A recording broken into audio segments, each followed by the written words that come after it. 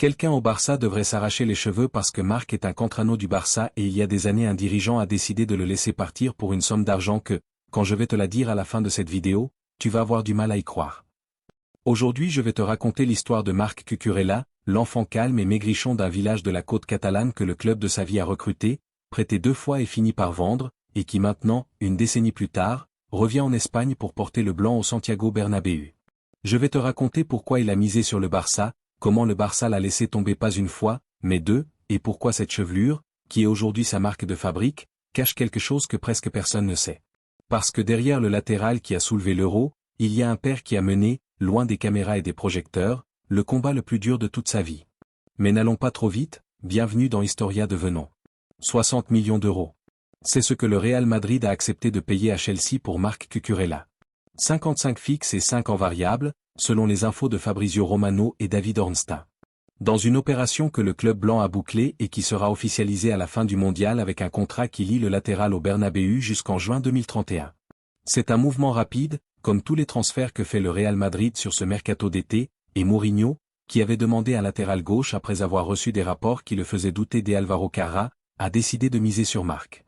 En plus, il faut compter sur le fait que Ferland Mendy est blessé de longue durée et que Fran Garcia est plus dehors que dedans au Real Madrid. Le Real récupère un footballeur espagnol de 27 ans pour lequel se battaient aussi l'Atlético de Madrid, Manchester City et le Barça, qui rêvaient de le rapatrier. Les 3 sont passés à côté. Le Real l'a eu, et la nouvelle dans une Espagne footballistique qui vit de la rivalité entre les 2 grands est tombée comme une bombe. Parce que Cucurella n'est pas n'importe quel joueur qui change de club.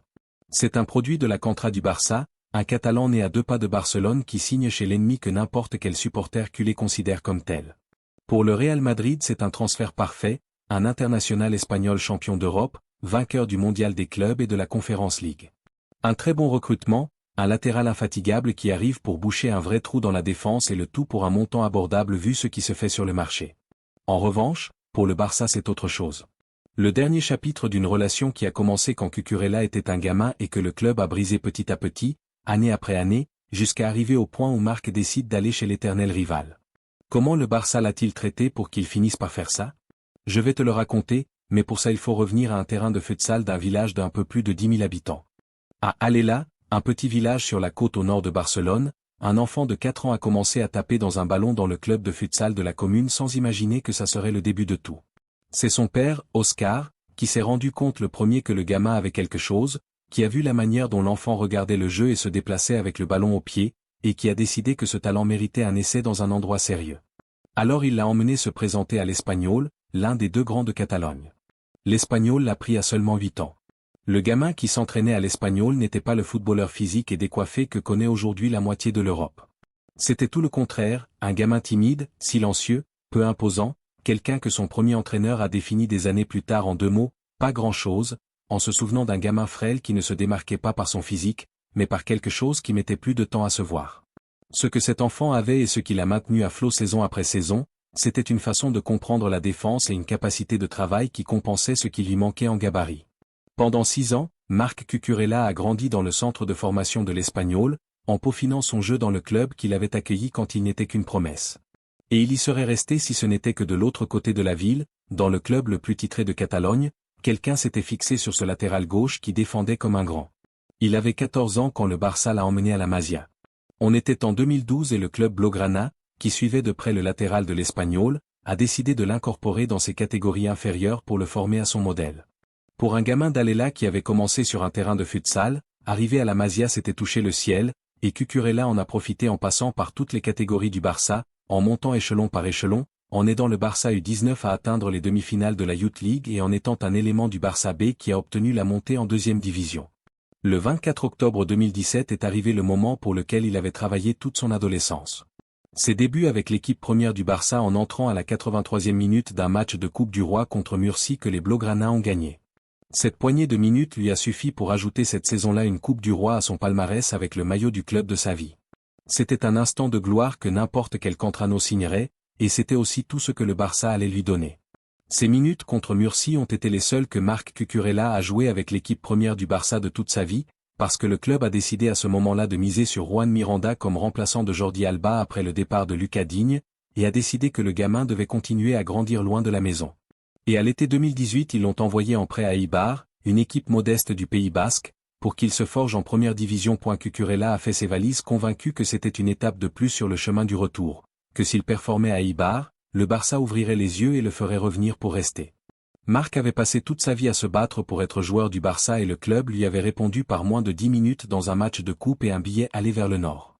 Et ce que personne ne savait encore, c'est que pendant ce prêt Cucurella allait marquer un seul but en Liga sur toute la saison, un seul, et que ce but allait tout changer.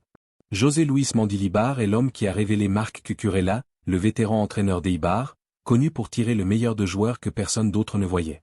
Il a mis le Cantrano prêté par le Barça plus haut, au poste de latéral gauche, en lui découvrant des qualités de débordement et de projection qui étaient restées cachées au Barça. Et le résultat a été une saison qui a changé la perception que le football espagnol avait de lui. Cucurella a joué 31 matchs de Liga avec Eibar, a marqué des buts et fait des passes décisives, et a cessé d'être une promesse anonyme de la Contra Blaugrana pour devenir l'un des non-révélations de cette première division. Il est devenu un latéral gauche qui courait tout le couloir pendant 90 minutes et qui défendait avec une intelligence rare pour son âge. Mais de tous les matchs de cette saison, il y en a un qui est resté gravé au-dessus des autres, le jour où Eibar a affronté le FC Barcelone. Lors de cette rencontre qui s'est terminée 2-2, Marc Cucurella a marqué. Son seul but de toute la saison de Liga, il l'a mis au club qu'il avait formé depuis ses 14 ans. Cucurella a terminé ce prêt en pensant qu'il avait largement mérité, qu'après une saison comme celle-là le Barça le regarderait enfin pour ce qu'il était, un footballeur de première division, prêt à se battre pour une place dans l'équipe qu'il a vu grandir. Il attendait un appel pour revenir à la maison, et l'appel est arrivé. Oui, mais ce n'était pas celui qu'il imaginait. Le Barça allait le récupérer, c'est vrai, mais pas pour le garder. Il allait le récupérer pour faire avec Cucurella quelque chose qui allait lui rester gravé pendant des années. Le mouvement du Barça était purement administratif. Eibar, ravi du rendement du joueur, a levé l'option d'achat de 2 millions d'euros qu'il avait sur Cucurella, mais le Barça s'était gardé dans cet accord une clause de rachat à 4 millions d'euros et l'a activée. Le latéral est donc redevenu propriété du club Blaugrana à l'été 2019. Et alors, à peine 2 jours après l'avoir récupéré, le Barça l'a de nouveau prêté, cette fois au Retafe, avec une option d'achat de 6 millions d'euros pour le club madrilène et en se réservant les Blaugrana un pourcentage sur une future vente. Le gamin qui rêvait de revenir à la maison était revenu. Oui, pendant 48 heures, le temps que le club mette à le placer dans une autre équipe. Au Retafe de Pepe Bordala, une équipe coriace et physique, Cucurella a continué à grandir loin du Camp Nou, enchaînant une saison aussi solide que celle à Eibar, en jouant l'Europe, en se consolidant définitivement comme l'un des meilleurs latéraux gauche de Liga. Et à l'été 2020, Retafe a levé son option et l'a acheté. Le prix était celui convenu, 6 millions d'euros. Pour que tu te rendes compte de ce que représente ce chiffre, il suffit d'avancer un peu l'histoire, parce que Retafe allait vendre Cucurella à Brighton pour plus du triple de ce qu'il avait payé, et Brighton allait le transférer à Chelsea pour plus de 60 millions. Le Barça a eu entre ses mains, formé chez lui, un footballeur qui en l'espace de 3 ans allait valoir 10 fois plus, et l'a laissé partir pour 6 millions d'euros parce qu'il ne croyait pas en lui, parce qu'il pensait qu'il n'avait pas le niveau. Une erreur totale. Cucurella a quitté l'Espagne avec l'étiquette de déchet, un de plus que le Barça lâche et qui finit par exploser ailleurs. Ce que le Barça ne savait pas, c'est qu'il venait d'offrir l'un des latéraux qui allait bientôt soulever un euro en tant que titulaire.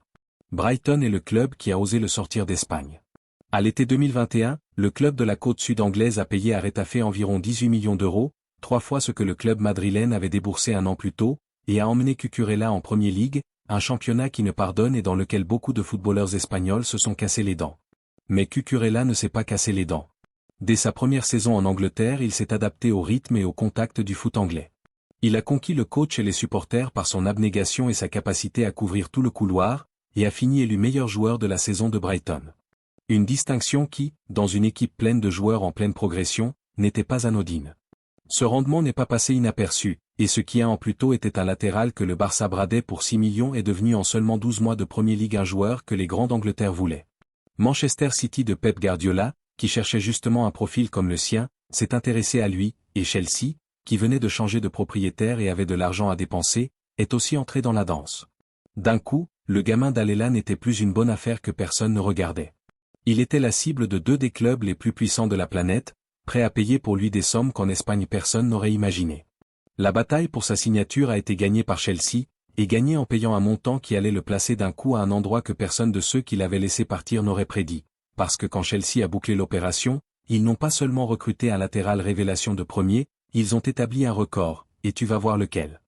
Le 5 août 2022, Chelsea a annoncé la signature de Marc Cucurella en provenance de Brighton pour un montant dépassant les 60 millions d'euros fixes et variables inclus, faisant de lui à ce moment-là le latéral gauche le plus cher de l'histoire du football.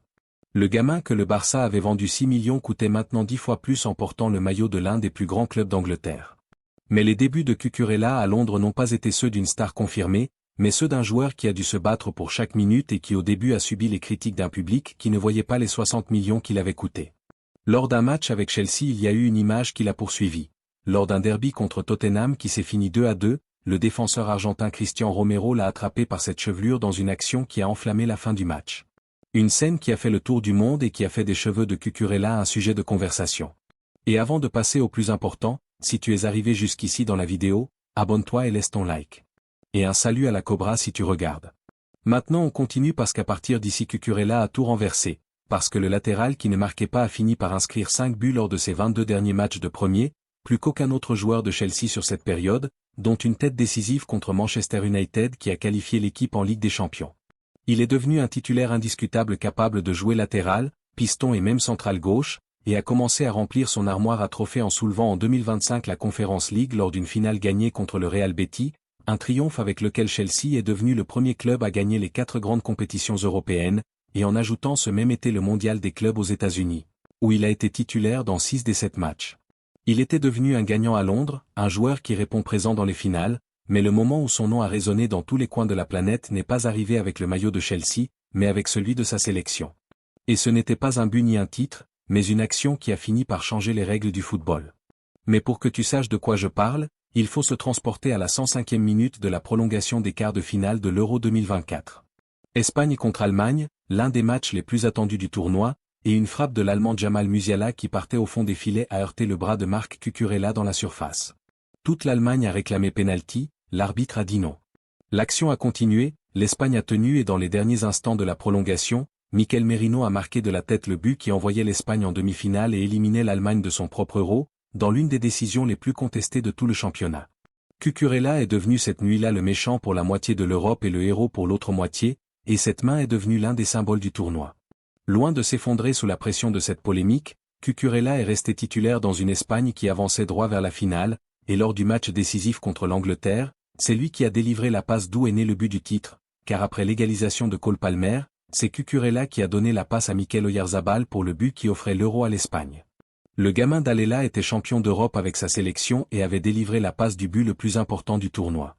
L'action de la main a eu un épilogue qui en dit long sur son impact, car l'UEFA elle-même, selon le joueur, a ensuite utilisé cette action dans les réunions avec les arbitres comme exemple pour clarifier et modifier l'interprétation des mains. Comme il l'a résumé lui-même, ils ont changé les règles à cause de lui, mais peu importe. Cucurella était au sommet, champion d'Europe, vainqueur de titres avec Chelsea, international indiscutable, l'un des latéraux les plus reconnaissables au monde avec sa chevelure et son énergie. Pourtant, pendant que Cucurella gagnait sur le terrain, il menait en dehors une bataille dont presque personne ne parlait et dont il a eu du mal à parler en public. Derrière le footballeur, il y a un père de famille nombreuse, un homme qui continue de retourner au terrain du club de football Masnou, où joue son frère Lucas, non seulement pour le voir lui, mais pour soutenir et parrainer l'équipe de foot pour les personnes handicapées du club. Un détail qui en dit plus sur qui est Marc Cucurella que n'importe lequel de ses titres. Et il y a surtout une histoire que Cucurella lui-même a décidé de rendre publique, celle de l'un de ses fils diagnostiqués autistes, une réalité qu'il a vécue longtemps à l'intérieur des murs et qu'il a fini par raconter pour aider d'autres familles qui vivent la même chose.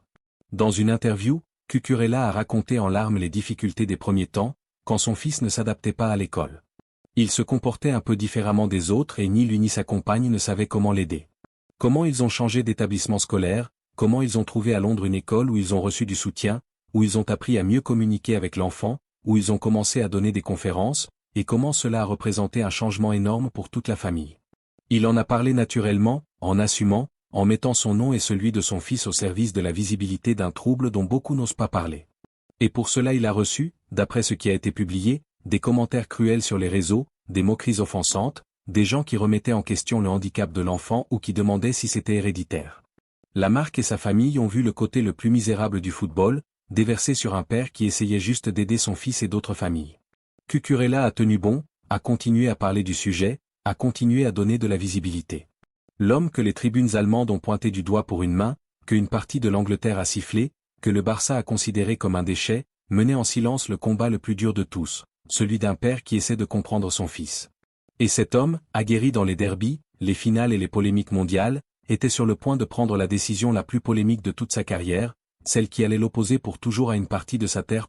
C'est ici que je laisse les faits et que je te donne mon avis, parce que toute cette histoire peut se raconter de deux façons et les deux sont vraies. On peut la raconter comme la trahison d'un Cantrano qui part chez l'éternel rival. Et du côté du Barça ça fait mal.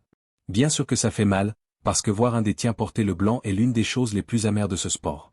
Mais on peut aussi la raconter comme l'histoire d'un club qui avait un diamant à la maison, formé depuis ses 14 ans, et qui l'a traité comme s'il ne valait rien, qu'il a prêté, qu'il a racheté pour le revendre 2 jours plus tard juste pour faire du business.